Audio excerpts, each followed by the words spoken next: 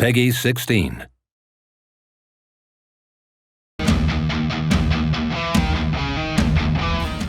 When we first started Star-Lord's design, we were primarily focused on getting a feeling of a space pirate look.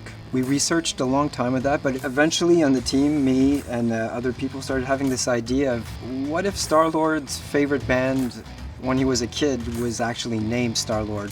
Everything from then just kind of exploded, and we found his obsession with Star-Lord the band, his 80s style. All this explained his design by him putting the patch of his favorite band in his jacket. Sun-Lord, right? It's Star-Lord.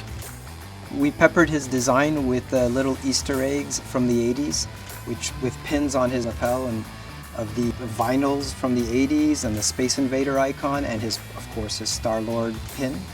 I guess the word that would define the design of Star-Lord the most would be space metal.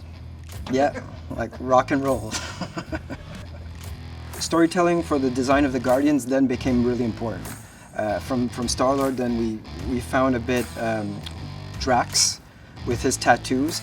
In our design, we actually have a backstory that the tattoos are circular in nature, and every circle he adds means he won a battle, which also informed the environment of Katath, his home planet, which everything is based on these circle designs, the tombstones, the arches. So all the architecture was then derived from the tattoos.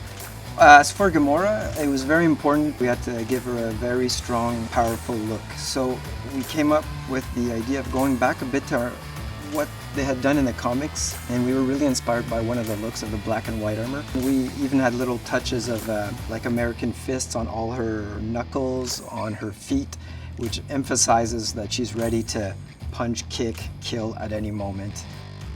As for Rocket, I'd actually have to say that Rocket was the easiest one to nail as a design, because he's so upfront in what he likes. He likes explosions, he likes grenades, he likes to tinker.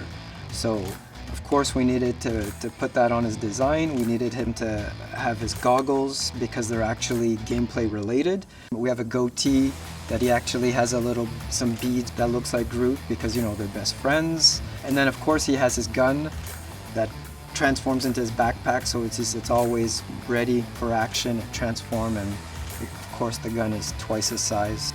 Groot was weirdly the hardest to nail. We wanted him to have more armor platings and almost feel like he was a big mech. What we came up with is, since him and Rocket are best friends, we thought that Rocket should always be customizing Groot in the sense that it's his mech. Therefore, he added a harness to him so he could grab onto him, stay on him, use him as a turret. And all this is related to gameplay as well. It's not just story. So Groot and Rocket are intertwined as designs.